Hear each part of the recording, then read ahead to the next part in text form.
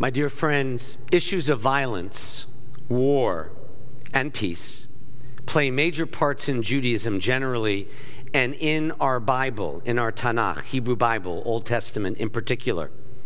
As we begin the book of Exodus, Shemot, this week on the Shabbat, among the 70 names for God we don't talk about much is Adonai Ish Milchama, the Lord who wages war. Exodus will be replete with the image of God defeating Pharaoh's horsemen and Moses telling the Israelites that God will literally, and I want to quote the Bible, battle for you and defeat the enemy.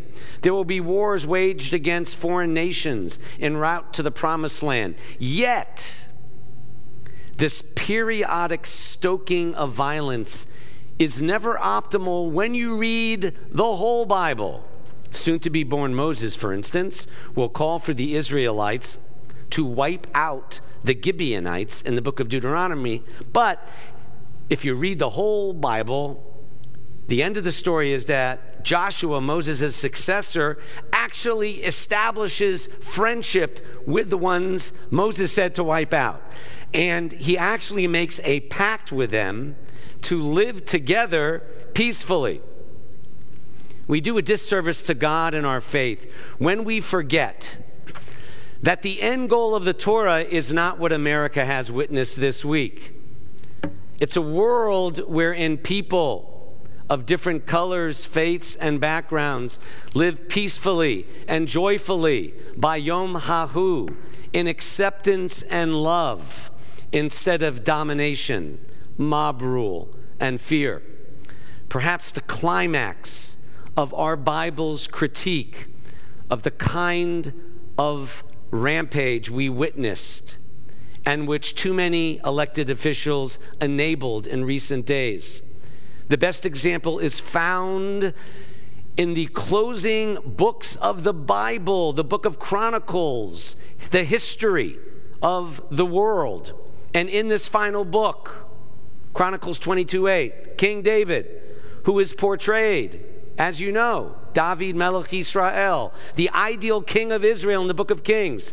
He is scolded by God in Chronicles. God says to David, David, you have shed too much blood. You have done too much damage on this earth in my sight. Therefore, you will not build a house for my name, God. In other words, the task of building the house, not the people's house we call the capital, but God's house, the temple in Jerusalem, cannot be fulfilled by David, says God, or anyone who has engaged, enabled, or incited that much violence. Why?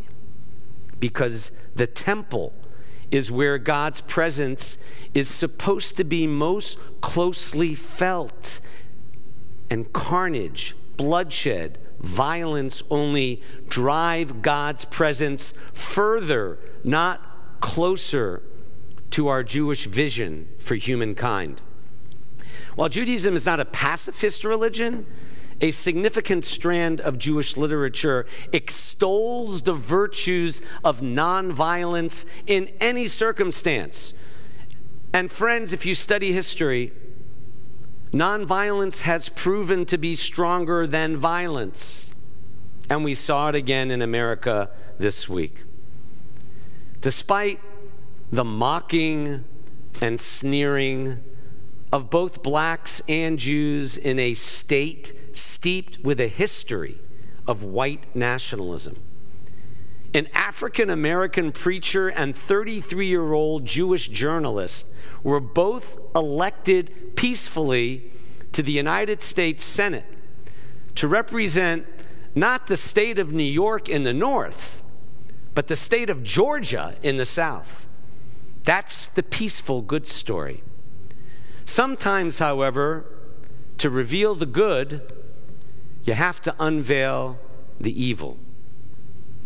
Many people who know about Selma and Bloody Sunday, when a then 23-year-old John Lewis had his skull fractured, are unaware that Dr. King picked Selma because of the cruel sheriff and his loyalists.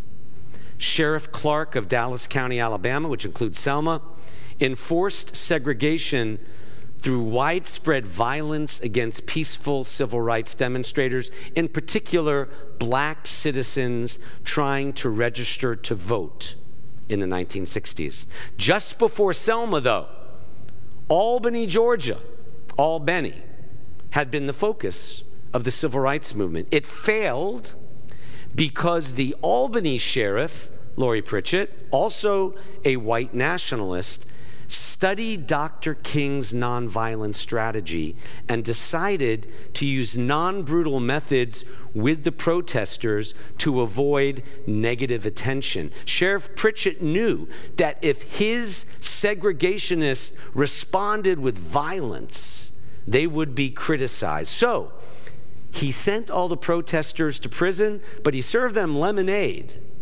while they wrote songs like "We Shall Overcome" behind bars. That's where they were written, sipping lemonade in prison. So then why did Dr. King choose Selma after that? If he knew that Selma's sheriff was less like the lemonade sheriff and more like Bull Connor in Birmingham, who unleashed mad white men and mad dogs to bite and maim black children. Why would King, who was committed to nonviolence, attempt to walk over that Edmund Pettus Bridge, knowing full well that police and the mob would beat and maim innocent people simply because of their race? Because King reasoned, to reveal the good, sometimes you have to unveil the evil.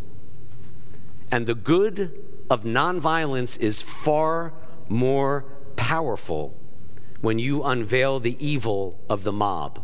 Or, as the eloquent Holocaust survivor Elie Wiesel writes, any innocent victim of racism or anti-Semitism is really a messenger who forces other people to recognize evil.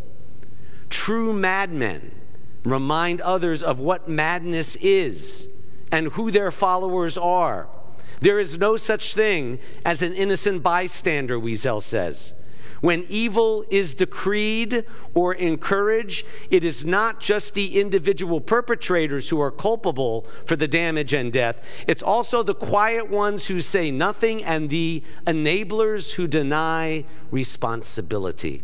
Which brings us to the heroes in this week's Torah portion, in the opening verses of the book of Exodus. They're actually shiros.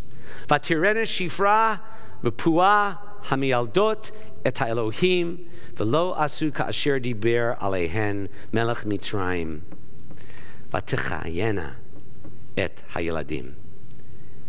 The Egyptian midwives, Shifra and Puah, fearing God, did not do as the king of Egypt told them. They did not kill the Hebrew newborn boys. They let the boys live.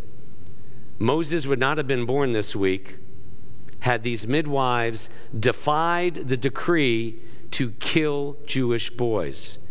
It is only because the Egyptian midwives, Shifra and Puah, refused to follow the evil path decreed by Pharaoh to kill Hebrew children. That's the only reason we're here tonight. That's the only reason they're Jews.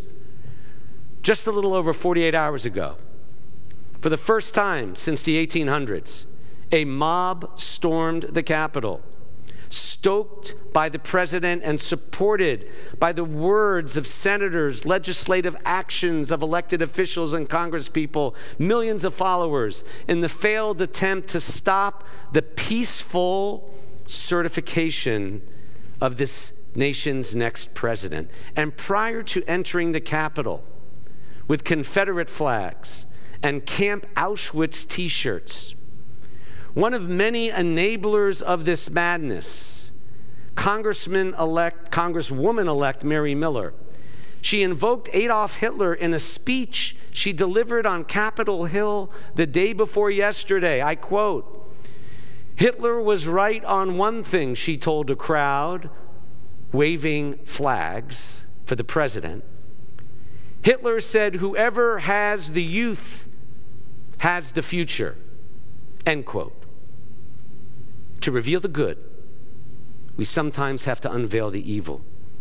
Whether it's Bull Connor letting out attack dogs to bite black children, or this week's violent storming of the U.S. Capitol Wednesday by far-right protesters who center on anti-Semitic conspiracy theories, including claims that George Soros and other prominent Jewish Americans stole the presidential election from Donald Trump. The evil truth has to be unveiled for all to see. Dr. David Walsh at the University of Virginia, who studies the far right, said that the storming of the Capitol by protesters was unprecedented. In the American context, nothing like this has ever happened before. And he goes on, Jews should be especially alarmed by the escalation in violence. He said the QAnon conspiracy theory that has been woven throughout the Stop the Steal protest is essentially an anti-Semitic blood libel. As the book of Exodus opens this week, we Jews have been living in Egypt for several generations. Our story begins as the story of refugees from famine who settle in Egypt at the invitation of Joseph, our Jewish ancestor, who rose to become second in command to Pharaoh. The Jewish immigrants in Egypt grew in number, contributed to society, but then a new regime came into power. The new king didn't remember or never knew what Joseph and the Jews had done for Egypt. Instead, he questions their loyalty, and he suggests in Exodus 1, verse 10, there are too many of these Jews, so let us deal shrewdly with them so that they may not increase. So first, the Jews were enslaved, then persecuted. That's not enough. So Pharaoh says, we must now rid the land of this unwanted element. Hence the decree for midwives to kill any and every male Jewish child. And it is at this moment in the Torah, this week, when these extraordinary characters, Shifra and Puah, make cameo appearances. Batirena hamiyaldot, fearing God, the midwives did not do as the king of Egypt had told them. They let the boys live. You know, the Bible is such a fascinating work. Ever notice that almost everyone owns a Bible, everyone quotes it, but no one actually reads the whole thing? And when they do, they usually get it wrong.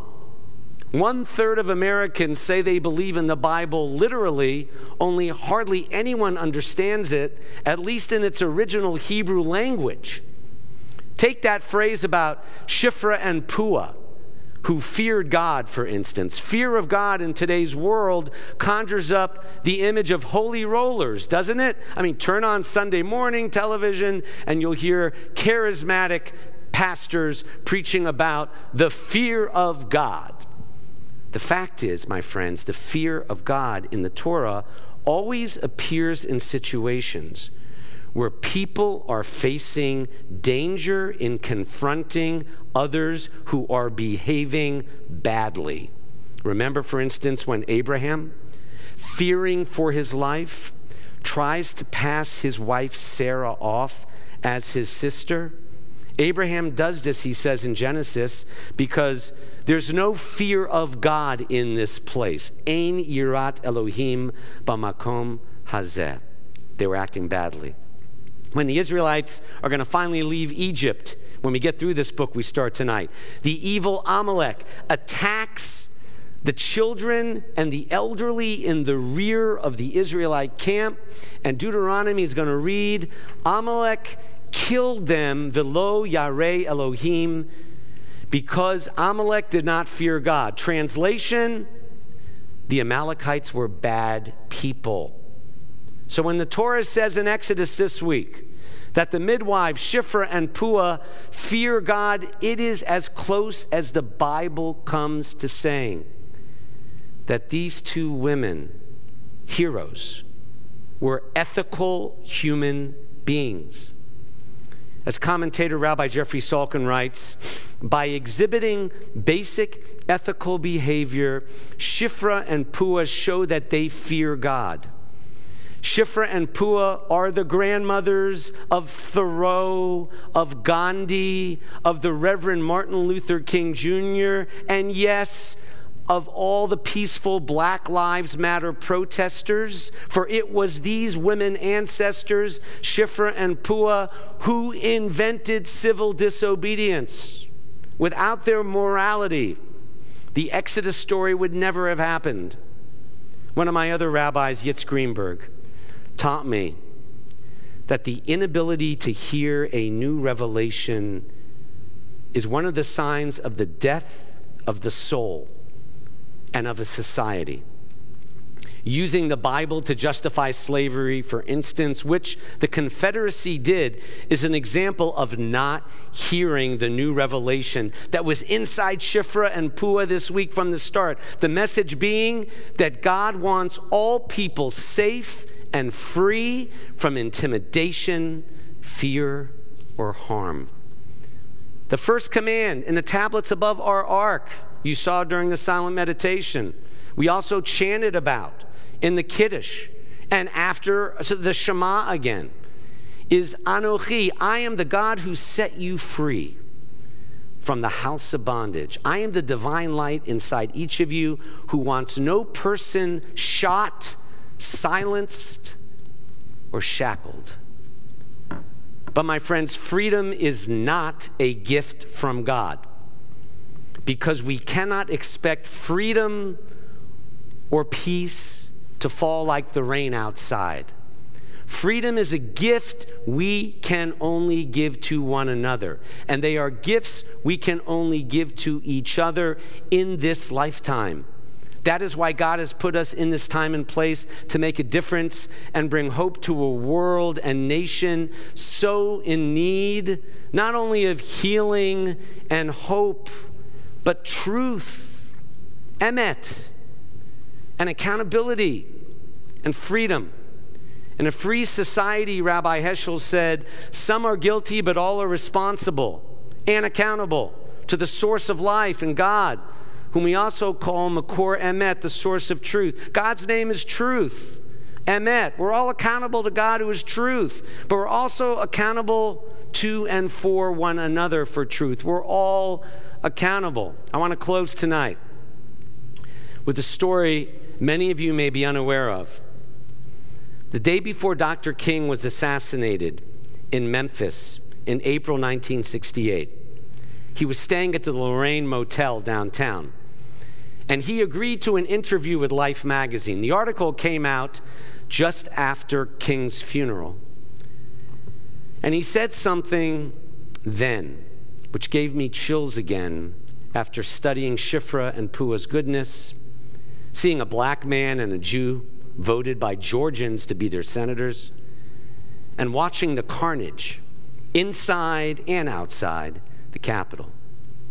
As depressed as Dr. King was by white racists and the passive white bystanders and enablers, listen to what he told the Life magazine reporter the day before he died, and it came out after he died. The American people are still infected with racist folks. That is the problem. But the American people are also infected with idealism and optimism, and that is our hope. That is the truth. Emet, Ken Yehi Ratzon. So may it be. Amen.